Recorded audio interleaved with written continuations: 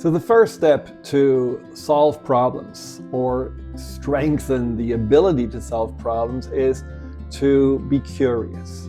Be curious about the problem, not be afraid of it, not make it bigger than yourself, but just be curious about what is actually the problem. Am I looking at the symptom, or am I actually facing the root of the problem? And the simple example is anxiety. If you have been struggling with anxiety, chances are you think anxiety is a problem. And it may appear like this because anxiety is so big and so loud and so overwhelming and so obnoxious, but it's really just a symptom. I have said this many times because there is something deeper inside that makes you anxious, whether it's that you have a limiting belief that always makes you look at yourself as less than or being unsafe, or whether it's that you are struggling with yourself, that you're not really coherent and therefore maybe also going into self-sabotaging behavior. That can also make you anxious. Or it could be that there are traumas from your past, that there are difficult events that are still haunting you. And even though you tell yourself that's a long time ago and why should I dwell on this, it's subconsciously still active and it subconsciously still makes you feel all those things that you were feeling. And so as soon as there is something that triggers this event, this trauma, well, the anxiety comes right back. And this is especially people that were war veterans and coming back from the front lines, and then there is a firework and they go right into a cold sweat. Well, that's an example of whatever they lived through hasn't been erased, hasn't been released, and it can easily be triggered by something that is rather harmless. So being curious about what's underneath the problem is a really, really important step. So let's say, for example, you're dealing with loneliness and you really want to just feel more resilient about it because it is such a heavy burden to feel lonely. You feel trapped in your own life. You feel more and more isolated, and it just does not really make you want to even get out of bed. So the 5 whys, you may have heard of it, it's just simply 5 times asking you why, is usually getting you to a deeper level on why you have that issue. So why do you have the sense that you're lonely? So for example, you could say, well, because I don't have any friends. Well, why don't you have any friends? Well, because I have a hard time opening up. Why do you have a hard time opening up? Because I don't want to be criticized or judged or rejected. Why don't you want to be criticized, judged, or rejected? Well, who wants to? But what's really going on there?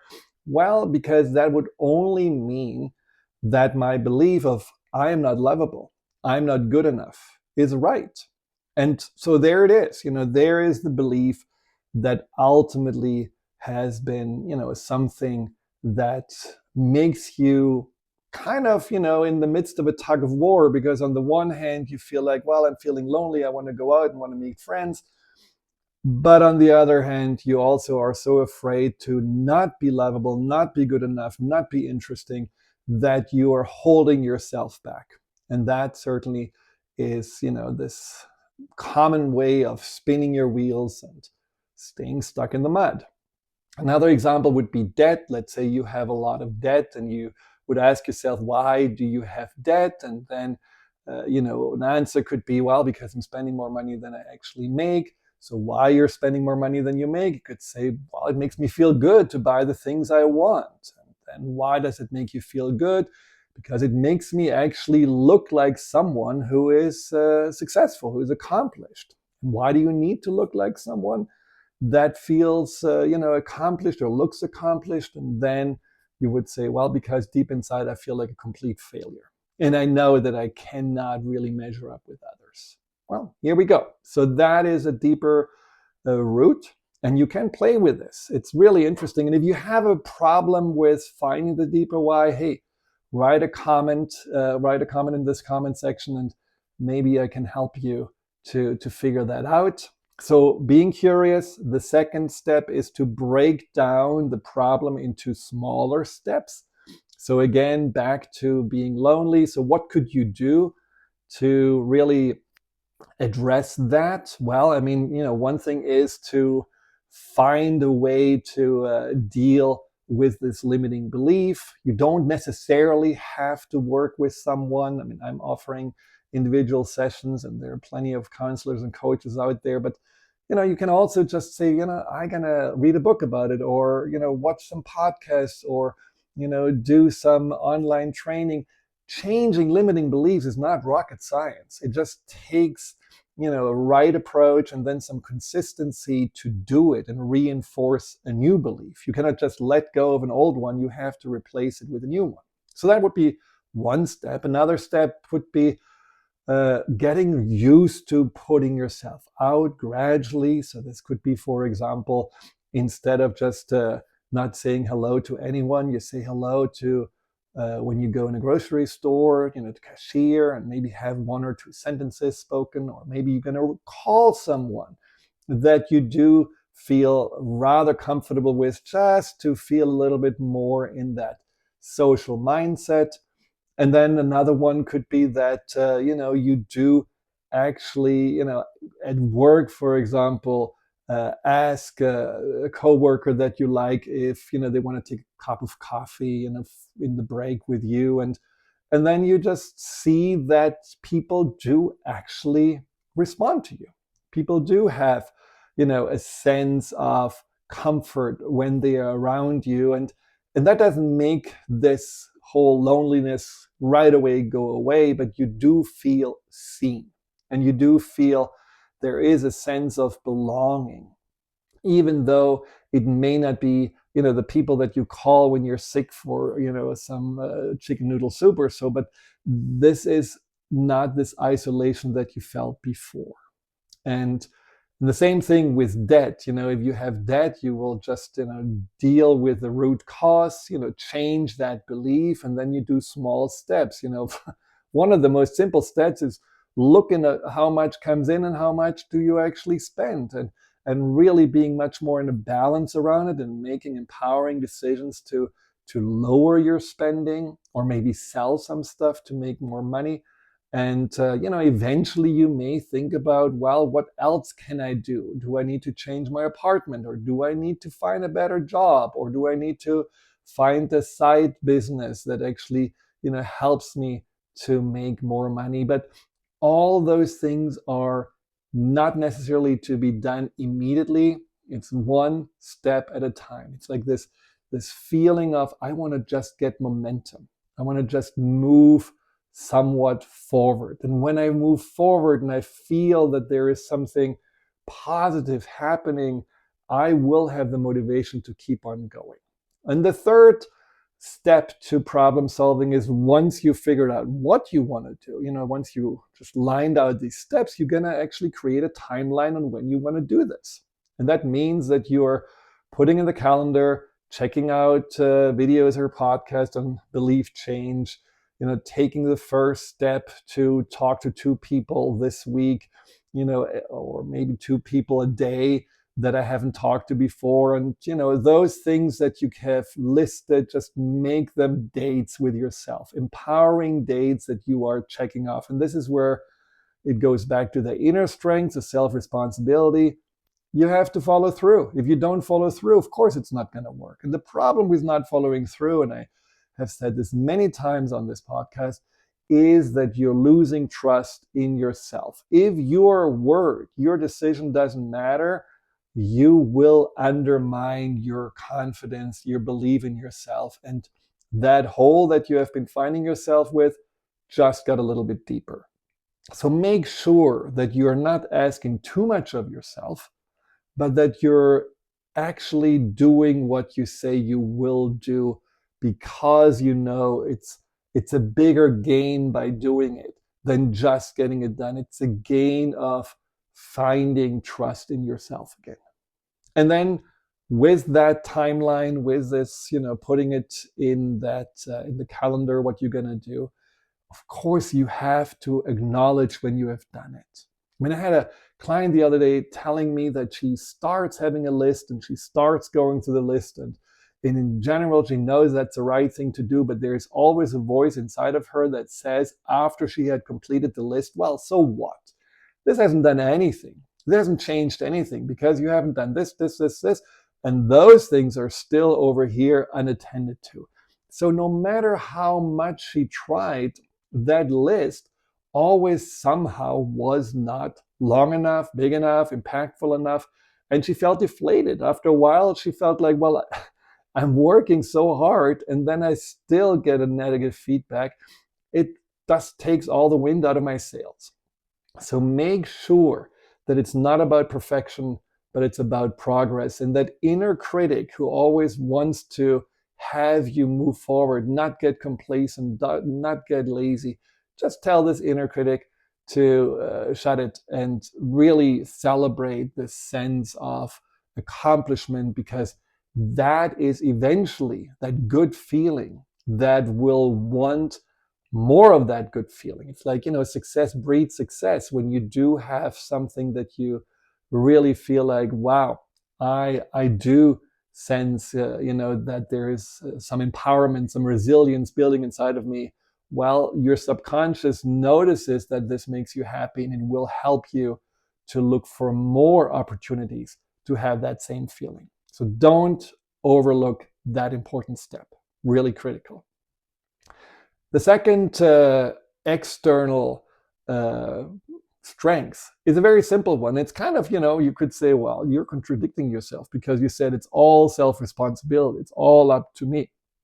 Well, but there is a piece that is about asking for help when we really feel someone else could do either a better job, helping you with a specific issue, or when you just notice, I don't know, I'm at the end of my wits. I need someone that, gives me a little push or helps me, gives me a hand to pull a little bit of myself so that I get out of this. Asking for help.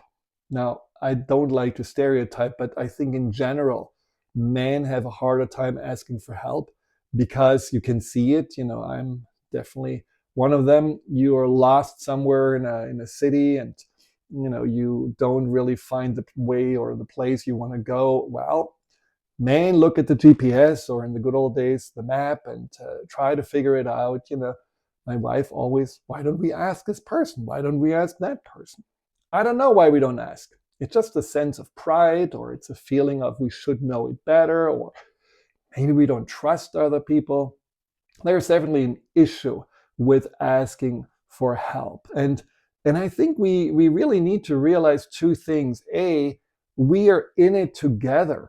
This is not like, we are not islands and we are just floating around without any connection. We are in this together. We are living on this earth together. We are a global tribe, and we should help each other. We should care for each other, because no one knows better what humans go through than humans themselves. And guess what? Even though we may have very different cultures, or maybe we have, just on a lifestyle ways, complete different abilities, and there are definitely differences in how we live, but there are some fundamental things that always connect us. And those things are especially emotions. When you feel anxious, when you feel confused, when you feel like demotivated, that's across the board something everyone can relate to. So if you're asking for help and you're sharing what's going on, what you're feeling, what you need, well, I think you will always find someone to help you. And so it's something that you just also know for yourself, that if someone asks you for help, the first thing that comes to mind is not, oh, this person bothers me. Oh no, I don't want to hear about their problem. Oh no, I don't want to help. Oh, that feels bad. No, the first thing, let's assume that, but the first thing that we should feel, and I think most of us do feel, is, of course, what can I do for you?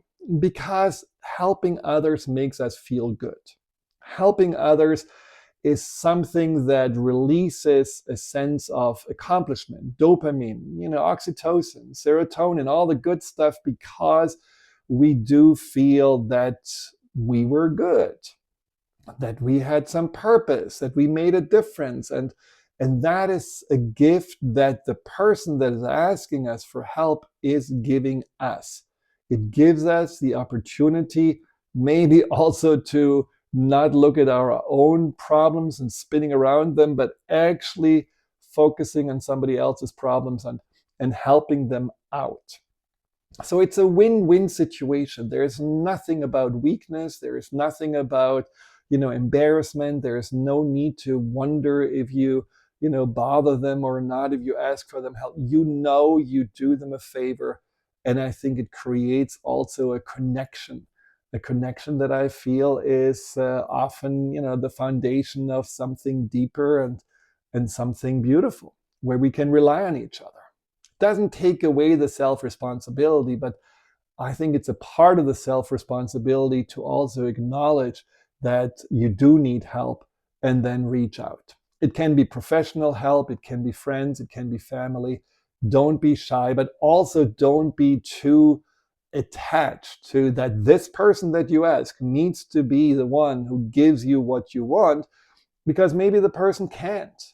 And then it's okay to say no, and it's okay to say no problem, and then find someone else who can. You don't have to feel rejected, or it doesn't have to be a huge disappointment. Then the third external focus is the future projection. And what I mean with that is that you're really looking into the future and telling yourself, this is what I want. This is the direction I want to go. This is the outcome I want to see. And that is something that also so many of us are struggling with. A client of mine told me that she was always future projecting, but she was told that this is daydreaming. So she did, she dreamt of what she wants in the future, how she wants to live her life, what country she wants to see, how, she would love to have a house. And I mean, she was, a teenager and always got in trouble for this daydreaming, and was told, like many of us, well, don't dream, do, or, don't have the head in the clouds, face with reality, life is not easy. And so the future projection is something that usually gets beaten out of us. And it's such a powerful tool. I mean, athletes and actors and, people that have to perform on a high level, they use it all the time. And that is usually a really, really powerful tool to have. So if you want to be more resilient, be clear how and how you want to behave, think, feel when you become that person, or when you have overcome that problem, or when you have grown from that issue. Know what it is that you're heading towards, and see it and feel it, and always get in alignment with it. So have a clear direction. And then through this future projection, make this direction so enticing, so exciting, that your especially subconscious will get you there, because it will always look for some signs along the way that show you that you are on the right track. And the future projection gets even stronger. I mean, I mentioned put yourself into it and then look from the outside, but then also make some modulations, make the picture bright and colorful and, life size or even bigger, and bring it close to you. I mean, you can, play with these modulations, but just notice how it feels when you do this, and where it feels the best, lock it in, and then every day do a little daydreaming. So just to summarize, we have problem solving. Make sure that you're practicing problem solving and the steps that lead you there, the curiosity, the whys that get you to the deeper root of the problem that you're facing, that brings you also back into the self-responsibility place. Then cutting those problems into smaller pieces, and deciding the timeline and these pieces that you want to really address, and then following through and celebrating after the follow through, celebrating every step that you move forward. And the second one is asking for help and really realizing that this is what we're here for, ultimately to support each other, and that it's something that you give someone that privilege to be of help to you. And then the third one is the future projection, really going into the future, seeing the future as it unfolds. Maybe you want to even have a little conversation with your future self and ask the future self, so how did you get there? Am I overlooking something? What could be, a better way? You may be surprised how wise and smart that future self can respond. I don't know, sometimes there is magic in what the subconscious is capable of doing. And there is certainly a lot of creative power in, this form of inner work, visualizing, inner communication. And I don't know that we ever can fully explain it, but it works. So trust in your resilience. Make those muscles stronger. Put them all together. Practice them not at the biggest problems in your life, but maybe at smaller problems in your life that you just know you need to address because, somehow they have been maybe put aside or you have procrastinated around. And by addressing those smaller problems, smaller issues with that resilience and with those steps that you have learned, you will feel also again more empowered to address the bigger ones and certainly feel more ready for anything that comes your way. Because at the end, we want to feel at peace with life. Life happens, circumstances are not always in our favor. Stuff occurs that we certainly don't want, and it's up to us to crumble or to grow from it. And I think we all can grow from it. Thank you for listening. And again, if this is something that you really enjoyed or you learned from and you want more, sign up for this channel. And I always love comments from you. Goodbye. Hi, Dr. Friedemann here. Thank you for tuning into my YouTube channel. If you're interested in learning more about fear and anxiety, here you'll find guided meditations, webinars, and interviews with some of the most renowned experts in the field of empowerment. Delve into the over 230 videos and more to come every week.